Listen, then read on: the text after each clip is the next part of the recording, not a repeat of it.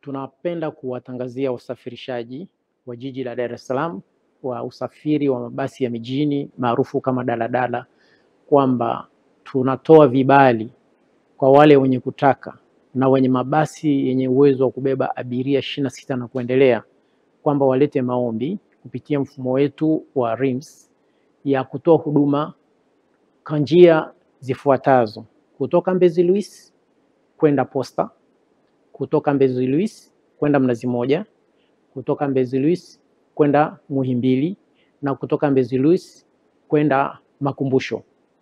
Tuna nafasi 150 kwa mabasi yenye uwezo wa abiria kubeba abiria 26 na kuendelea. Atakayewahi tutampa nafasi ya mwanzo. Hii inatokana na changamoto za usafiri wa mabasi yaendayo haraka maarufu kama mwendo kasi kwa njia ya BRT1 ya kwenda yuko Kimara. Na hivi vibali tutavitoa kwa kipindi cha miezi mitatu.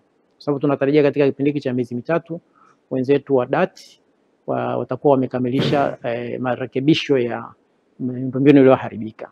Kwa upande wa njia BRT2 ya kwenda Mbagala, hii ilitolewa kwa mwekezaji Moffat. Hii ni BRT2 awamu ya pili ya mradi wa mabasi yaendayo haraka.